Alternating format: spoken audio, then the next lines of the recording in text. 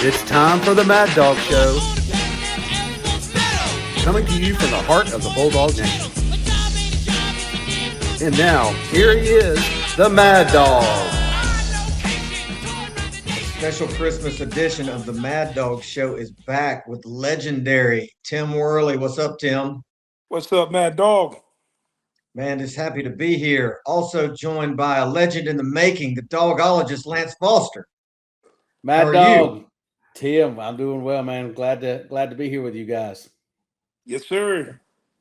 Well, we had some games this weekend. A couple of them weren't really games, but there were games nonetheless. I guess maybe start with the worst first, and that's the team we're going to play in the game that they were in, and that was the Rebels versus the Green Wave. And the score differential actually went down by 4 points. I don't know if that was the Lane Kiffin factor. They only won by 31 instead of 35.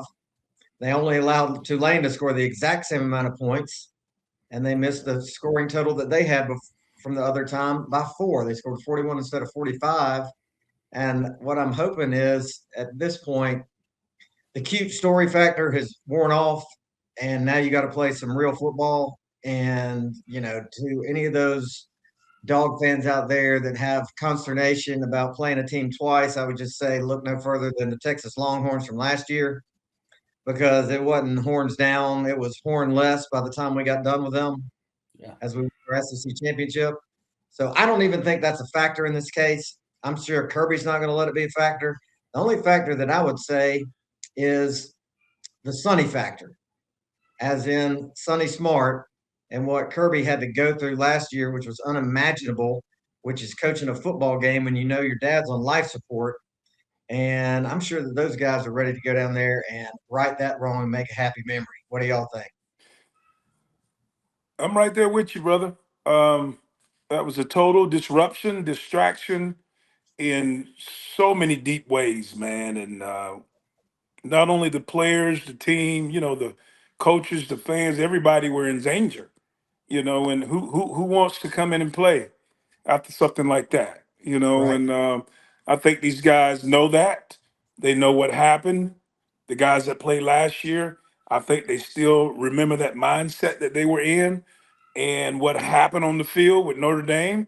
I think these guys are going to go down here and they're gonna kick some butt, man.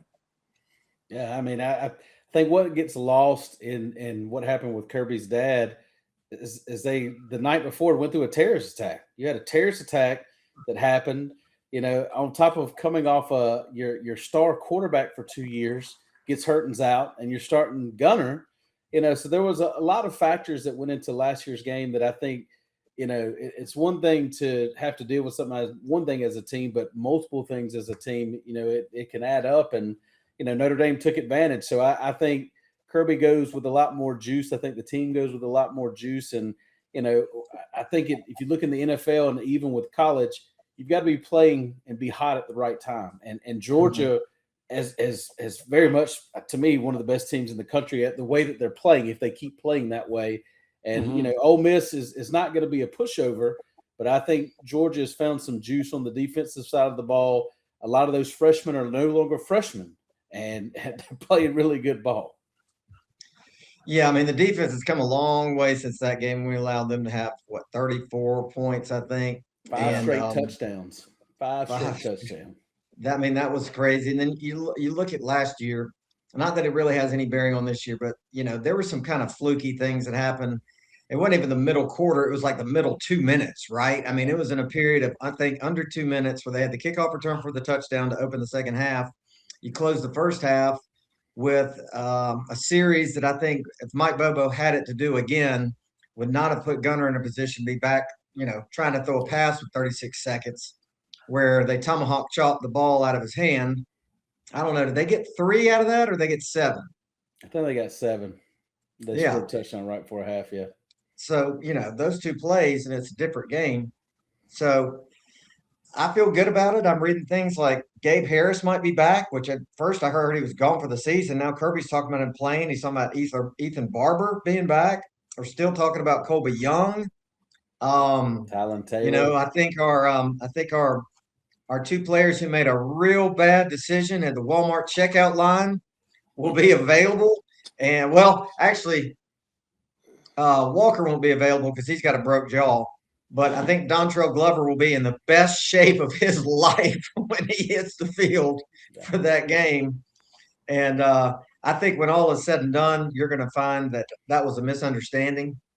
You know, you got a couple of guys checking out a whole bunch of stuff at Walmart at the self checkout line.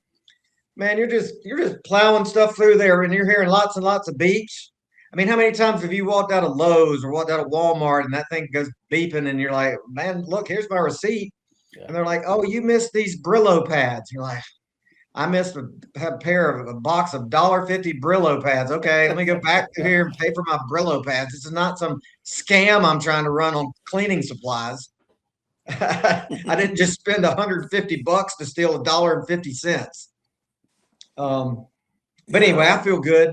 You know, you got a quarterback in Gunner who last year, you know, he had a half of a game, and then he's going into a bowl game. He's probably not comfortable in his skin at that point. I mean, how could he be? Now you got a guy who's got total command of the offense. He's got a receiver in Zachariah Branch who is a dream. Let's be honest. This guy is a dream. We're going to be talking about Zachariah Branch for the rest of our lives. He's so close to a Georgia record as well. He's so close to the receptions record and to being the first one since Terrence Edwards to break 1,000 yards. Yeah. And that's crazy to think about when you think about some of the guys that have played at Georgia, wide receiver wise. Yeah. And part of that's just because we've always moved it around.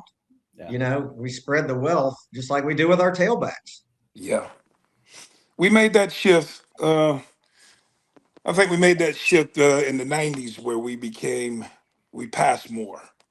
You know, you guys know in the 80s, man, you know, it could be 3rd and 7. We're running it. We're running a sweep. We running a lead draw. I know because I've been there. You know what I mean? We running it straight up the middle or the outside or a counter tray, you know, but it's good to see that Georgia football, when you look at it now, it's complete, you know, and what proves it is you got guys now going in the first and second round in the draft on all phases of the game, of the positions, you know, quarterbacks, offensive linemen, linebackers. Shoot, we could be a linebacker school now. Yeah. You know, we got some of the best linebackers in the country. Well, there was a thing that came out. I don't know if you guys saw it. It came out in the first round of the playoffs when they showed the makeup of teams, their rosters, and they showed the from high school recruiting and what they got from the portal, and it was very I ain't gonna say humbling. That's not the word. Very astonishing to me to see Georgia being I think one or two. I know they were probably number one. We were number one. Number one. There was one other team that was close, but the majority of the makeup, 80% of their team was done through high school recruiting and guys that they recruiting. And 20 might be high, but you know, coming from the portal. And to me, you know, to see that in this day and age solidifies to me how Kirby Smart is one of the best coaches in the country at keeping the culture, but convincing kids that, hey, yes, you can go here and get all this money, or you can come here and go through the hard things that you're going to go through and be better for it. And, you know, I think that plays huge dividends because you take a team like Ole Miss that is a mercenary team. You know, when you get challenged and you haven't put in been through hell with your teammates, who quits first? The guys that have been together for 3 or 4 years, or the guys that, hey, we've only been together 6 months to a year. So very exciting to see that. Yeah. So to your point, and then I want to get back to Tim's point about complete team. It was all the teams that were in the CFP. Georgia was at the top, starts by recruits at 90%. Care to make a guess at who was at the bottom? Texas Tech, I think. Or Nope. Ole Miss. Ole Miss was at the bottom. Only 33% of their starters were their recruits. And then, Tim, to your point about being a complete team, I mean, let's talk about our kicking game. I mean, obviously we know about Thorson, the All-American. Woodring's been lights out. Even our long snapper, Bo Gardner's wasn't he an All-American? He won the award for the best long snapper. Right. And so then that bleeds over into this past weekend where kicking took center stage starting Friday night. was something that I still can't explain what happened on that Oklahoma punt. I don't know what that guy did. I don't know. It looked like he threw the ball out there and mistimed it. I have no clue. But it's funny when you talk about special teams because I heard a guy say it earlier this week that when Kirby is ready to end a press conference, he always talks about special teams. And you look at what happened this week, and they're like, "Oh, Kirby's going to be talking a lot more about special teams this week." But yeah, Well, and then Oklahoma's kicker had been lights out. he won and then he won the Luke Rosa Award. won the Luke Rosa, and he just laid a big fat egg, man. And it's like you see that a lot of times with these guys that win these awards. A lot of times the Heisman guy doesn't show out, and then I mean it kept going. I mean, then you had, I mean, Texas A&M versus Miami. That was a kicking disaster. And then it even went to the James Madison game with a thing I'd never seen before. I call it the butt punt, where the kicker kicked his own player in the ass. I mean, it was the craziest thing I've ever seen. He kicked him square in the ass. Hey, Wow. hey guys, it starts from, special teams that's why they call it special teams because it's special.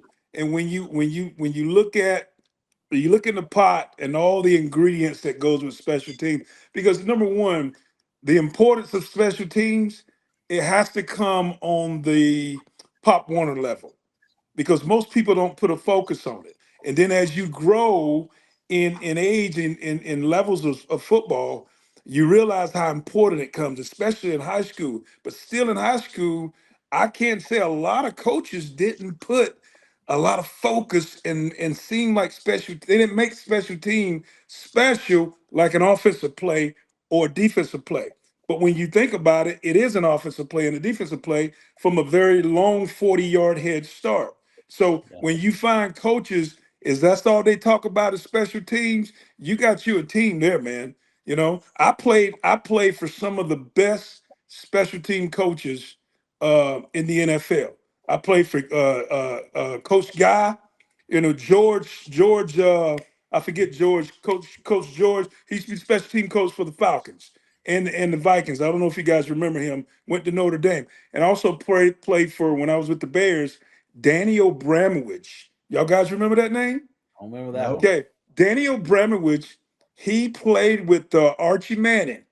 Okay, and he's the guy that caught that ball. If you look at the old NFL film, he caught the ball with the Saints. He's playing for the Saints, and he ran about and he ran into the big old standing camera, and he kept holding his head and he took it. It was so Oh funny. That yeah. yeah, that's Yes. Danny Abramowitz. He just Yeah. passed away a couple of years ago, but he was the special team coach in Chicago, and man, I never been more excited about playing special teams because me being a skill guy, I kick return, but you wasn't gonna get me to run down on a kickoff. He had me running down on kickoffs, dude, and hyped up about it, knocking folk out, you know. Yeah. And so it's Yeah. a very important part of the game. And Coach Smart has that mentality when it comes to special teams.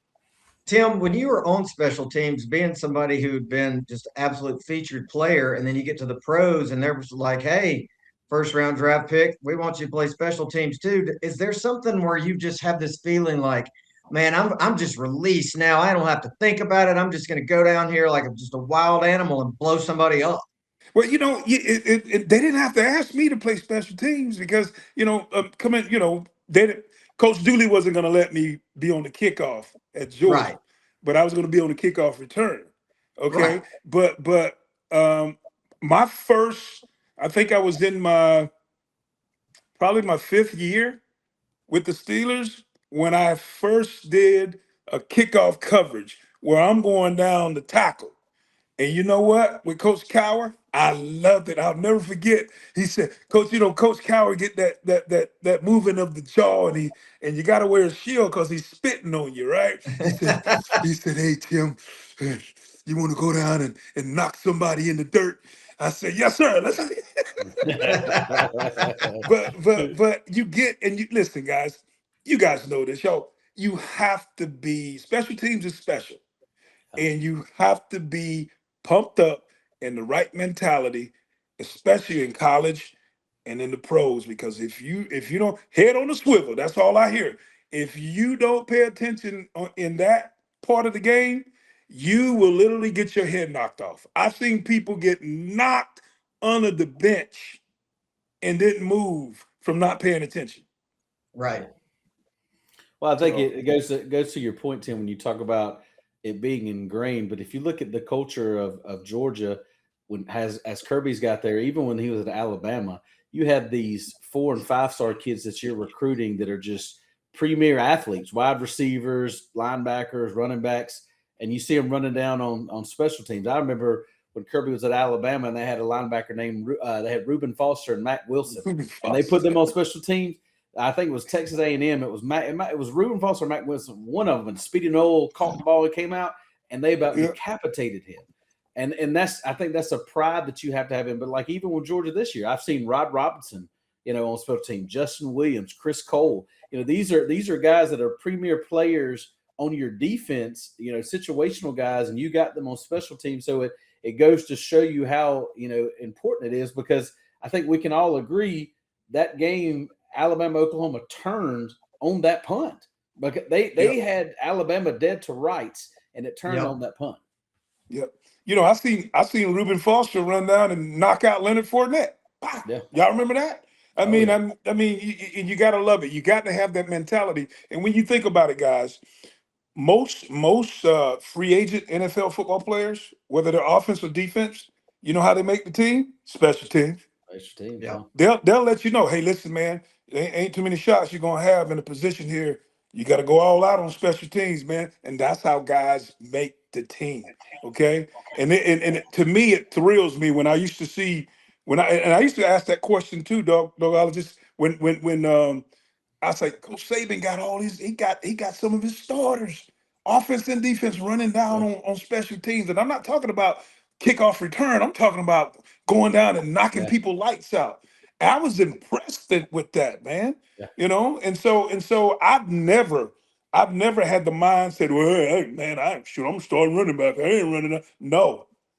You gotta love it, and you gotta like hitting people, man. So I like hitting people. Yeah. Well, I think it goes to Kirby's mentality of the next man up. I mean, MadDawg talked about it with Gabe Harris. If he's out, it's been up and down. If he's out, if he's in, but you go and read practice reports. They're talking kids like Isaiah Gibson from Warner Robins flashing. You got kids that we got in the portal with the kid from Army. So it's that next man mentality, and these kids have been playing special teams, and now they're getting their reps, to do something. Yeah, you can make a name for yourself on special teams too. There's a lot of guys played in the NFL, man. They were known for they were like people. You listen. You had to make sure when in film you knew where that guy was. Chuck Cecil, he used to run down on special team, knock people out.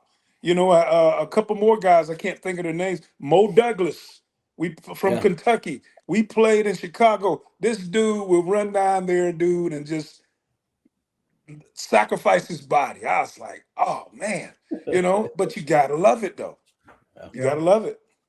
And nowadays you can make a lot of money just playing special teams. Yep. Making a kick. If you can just listen, guys, free agency today, a guy coming in and that's first year, never didn't get drafted, free agent, he makes the team. Guess what? He's starting out with almost $500,000. Back when we came along, late 80s, early 90s, a free agent made the team, plan B team or whatever, special team, whatever. You probably making 150, 175 back then, if that. Mm-hmm. And now, man, it's up there now. Yeah. And to your point, Lance, if Gabe Harris can't go, Madozie, he would come in there. They mentioned Joseph Jonah Ajonye. Am I pronouncing that right? I like to just call him JJA, which is easier. 99 is what I call him. What? 99. 99. That's his number. 99. 99. All right, I want to talk to y'all about some games to get your thoughts. And I wrote down a word for each one. Oregon, Texas Tech, my word is mystery, because I really don't know what Texas Tech would do against some known competition. They've been in the wilderness over there of the Big 12 playing teams we know little about because they're not on TV. And if they are, we're not watching them.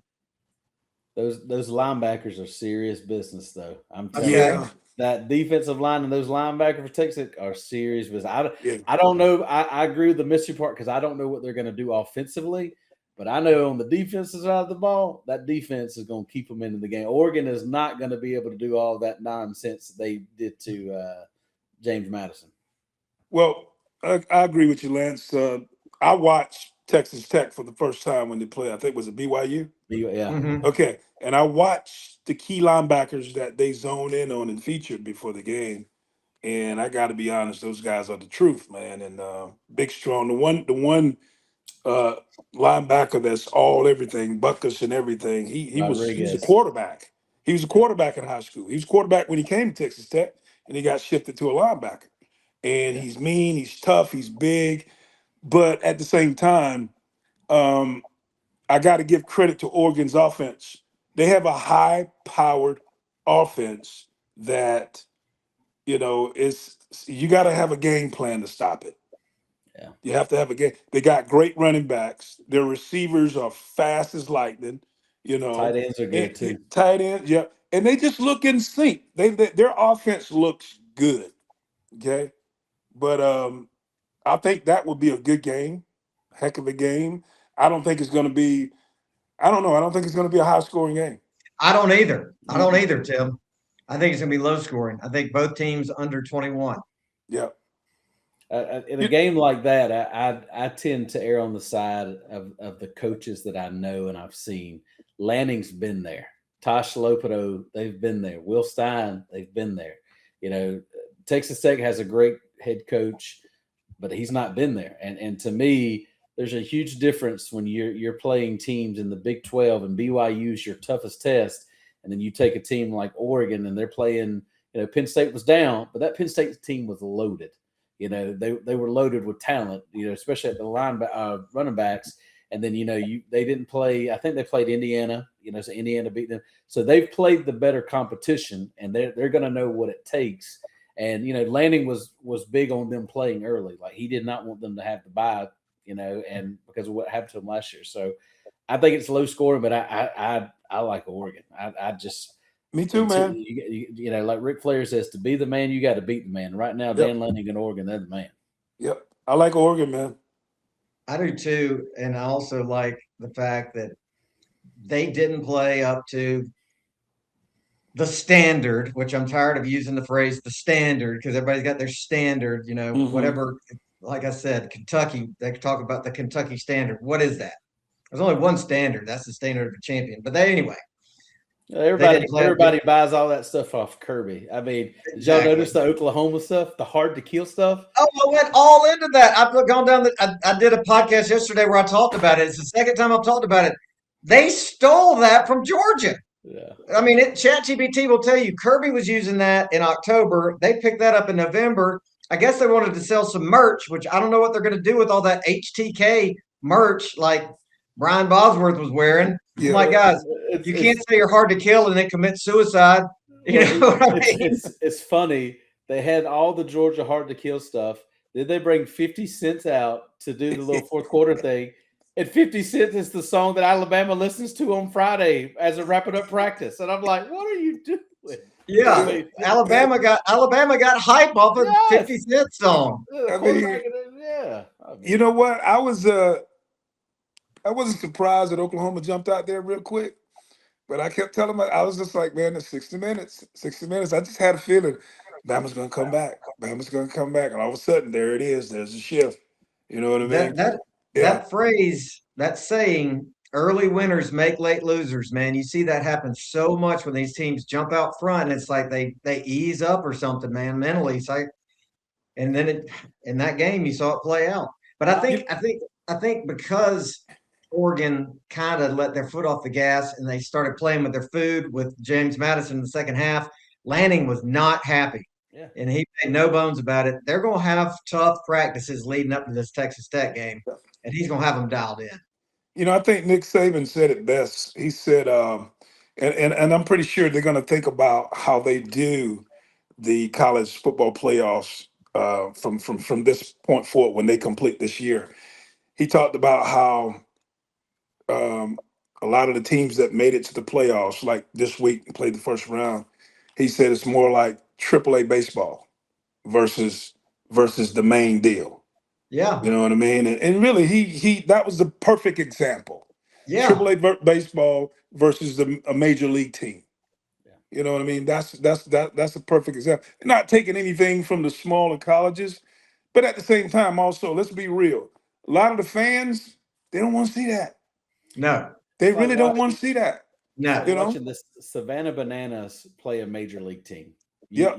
You know what you're going to get with the shenanigans, because like even in the first quarter of the Ole Miss Tulane game, they were talking about them going for it on 4th down in the first quarter from their side of the field, and like Summerall said they put in more trick plays, and I'm like, that's if that's what we're talking about in the fourth quarter, something is wrong. And you know, I'm not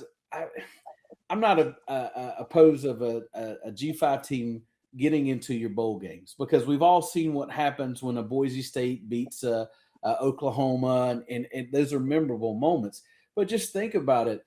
If James Madison doesn't get in, and just say Tulane doesn't get in, you're putting in a Notre Dame and you're putting in a potential Vanderbilt or Texas or maybe a BYU. I would much rather have signed up to watch Notre Dame play in Oregon or Notre Dame play whoever else, because my thought process was, how's the best game of the day on at 12 o'clock? Why am I watching Miami at Texas Tech or Texas A&M at 12 o'clock and then knowing I don't want to watch football really the rest of the day? I know what's going to happen. I don't understand what these people are thinking, man. It's just it flipped me out a little bit. I'm like, man, it just didn't seem right. Something didn't seem right. And Well, then now here we go again. We got two SEC teams facing off again before they get to the natty, And I just believe that they wanted that to happen. Yes. Absolutely. Yes. Because here's my gripe, and I love college football, and I love to believe that college football is not tainted, even though deep down in my soul I know it is.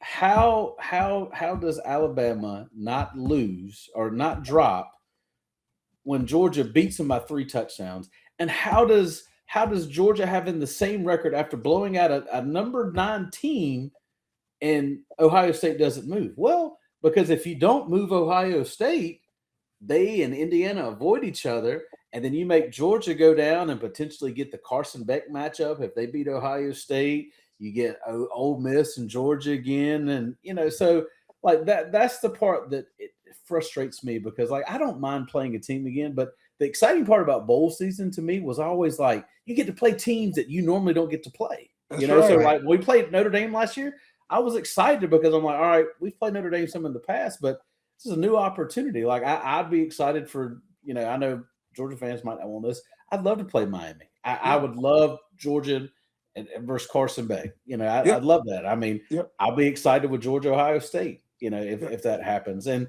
to the point, I think the committee did Georgia. They did Georgia a huge favor putting Georgia on that side of the bracket, because Georgia's first round matchup, I'm not saying Ole Miss is not tough. Ole Miss can very well go out and beat Georgia. Mm-hmm. Georgia's already played them. Georgia's already felt the physicality of them. Georgia already knows what they're going to do. And I personally feel like Georgia's already taken Ole Miss's best shot. I'm gonna test our editor and probably get him to chop this in 2. The MadDawg Show is proudly sponsored by Alex Smith Garden Design, Griffin Lumber and Hardware, The Sanford Company, Sellers Construction, Bib Distributing, Butler Automotive, Pelicano Construction, The Dog Bone, Go Clean Co., Bacon Monogramming, Fincher's Barbecue, Bulldog Illustrated, Cranford Chiropractic, Walthall Oil,